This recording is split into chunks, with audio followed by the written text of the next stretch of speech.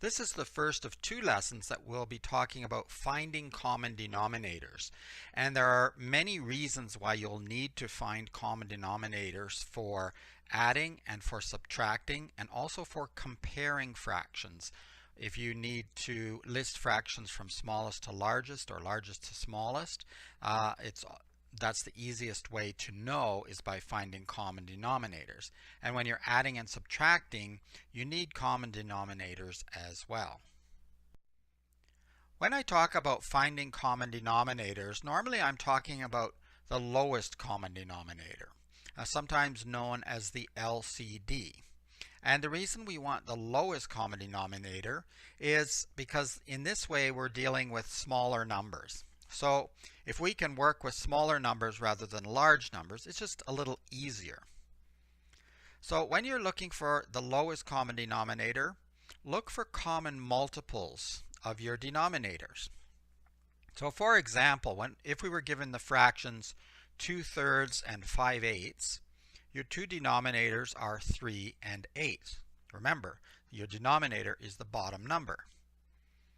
So if we're looking for a lowest common denominator for these two fractions, I'd look at the multiples of 3, which I've listed there, 3, 6, 9, 12, 15, 18, 21, 24, and also the multiples of 8, which are 8, 16, 24.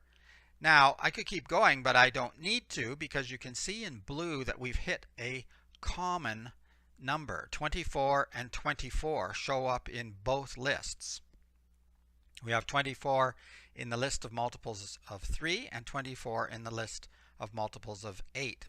If I'd found a lower number, I would have chosen that, but in this case 24 is the lowest common multiple, and this will provide us with the lowest common denominator. So that's the number we would want for 2/3 and 5/8. Now let's try a few more of these finding common denominators, or the LCD. So if we have 5/8 and 3/4, your denominators are 8 and 4, and you can see I've listed here 8, 16, 24, 4, 8, 12. As soon as I hit the same number in both lists, I know I've got the lowest common multiple, which will serve as the lowest common denominator. So for 5/8 and 3/4, the number 8 is our lowest common denominator. For 2/6 and 4/9, 6 and 9 are our denominators, so I've listed some multiples of 6 and multiples of 9, and you can see that 18 is the lowest common multiple, so 18 will serve as the lowest common denominator. Hi there, thought I'd drop in so you could see me for a moment and talk to you about a quicker method, a method that I always encourage my students to use. So if you have two fractions, look to the larger denominator. Start with the larger denominator. So in this first example, we have 2/12 and 1/9. So our denominators are 12 and 9. 12 is the largest, so I simply look at the multiples of 12. 12, and I ask myself, is that a multiple of 9? No. Then I double 12, 24. Is that a multiple of 9? Well, no. And then I go to 36 because that's 3 times 12. Is that a multiple of 9? And ding, ding, ding, yes, that's a multiple of 9. So that means I can use 36. Now this works best if you have fairly strong multiplication skills, your basic multiplication tables. But it will work for even if you don't. Start with the larger one because you can't use the smallest number anyway. And what you do is start with the larger and then just keep asking yourself, is that a multiple of the smaller number? Is that a multiple of the smaller number? So 2/5 and 9/10 is our second example here. 10 is the largest, so I start with 10 and I ask myself first, is 10 a multiple of 5? Yes, it is. 2 times 5 is 10. So that means I can use 10. I don't need to go any further. I don't need to double 10. So 10 is going to be my lowest common denominator for those two fractions. So that's a good tip. Always start with the larger one and then start moving up, multiplying by 2 or 3 or 4 until you find a common multiple with your other denominator. Here's another quicker method when you're dealing with consecutive numbers. And what do I mean by consecutive numbers? Well, Consecutive numbers are numbers that stand side by side. For example, 3 and 4, 6 and 7, 9 and 10. Numbers that follow one another. And it doesn't matter what order they come in. If you had fractions 7/8 and 3/7, well, 8 and 7, 7, 8, they're still consecutive. They're side by side on the number line, for example. So in that case, you can simply multiply the denominators together. And this will be your lowest common denominators when working with two denominators.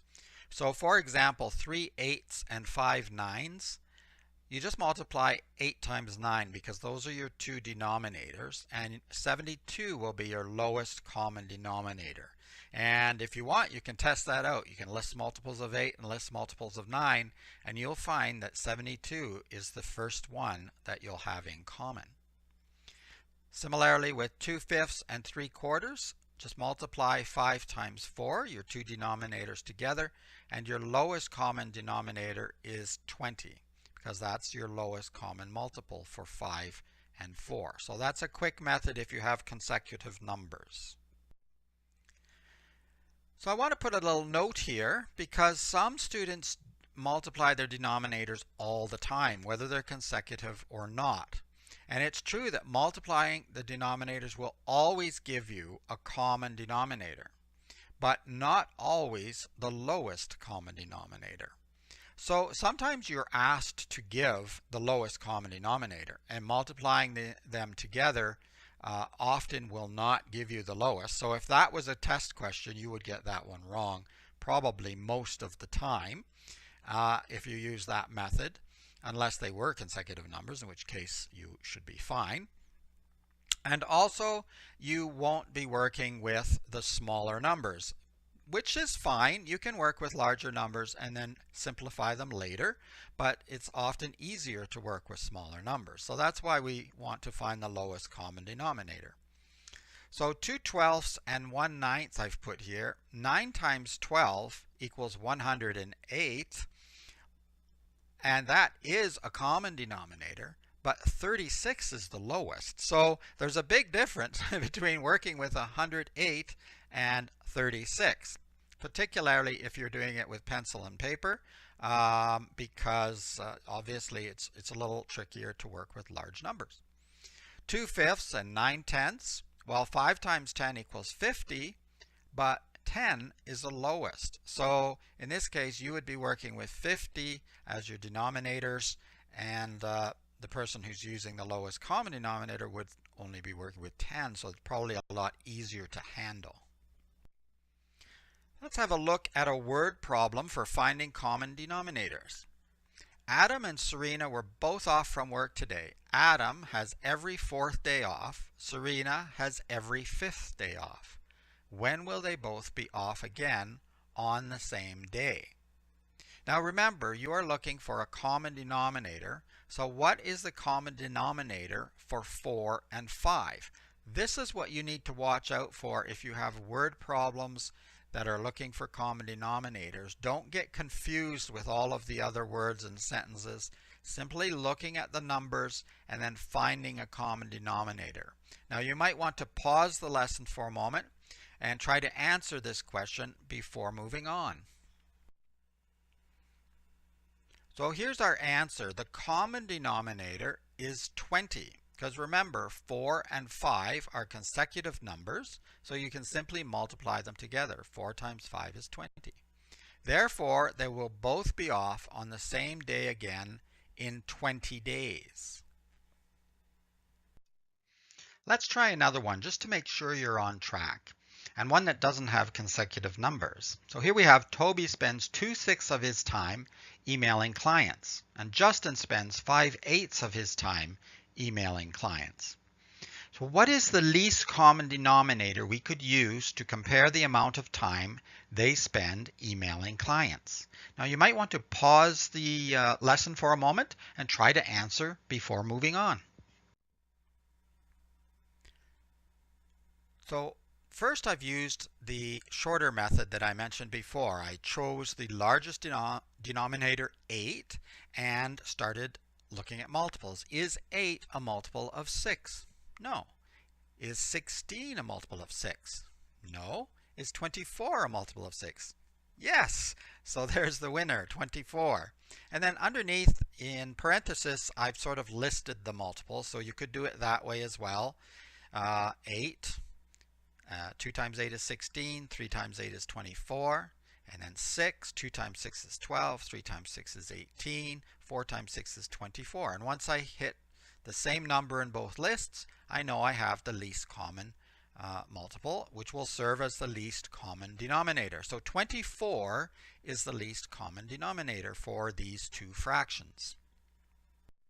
Now don't forget to try the quizzes, because the quizzes will really help you to retain the information and prove to yourself that you've really learned the next step, and that's really important. So they're fun, and you're going to learn so much more if you try the quizzes, and you can retry them as often as you like. So don't worry if you do poorly the first time. Look at the lesson again and try the quiz again. I'm sure you're going to do really, really well over time.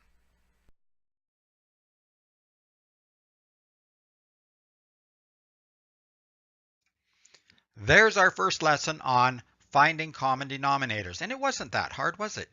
It's kind of easy. And if you keep practicing, you'll find that it gets easier and easier as you move on. I have complete confidence in your ability to conquer fractions. Now, the next lesson is also about finding common denominators, but we're introducing how to change the numerators. And this is really important because most of the time, the reason we're finding common denominators is to change our fractions so we can work with them in terms of adding and subtracting, particularly fractions that have different denominators. That'll be coming up in about 4 or 5 lessons, I think. And so pay attention to the next lesson carefully. You'll want to learn how to change not only the denominator, but also the numerator. So I look forward to seeing you in the next lesson.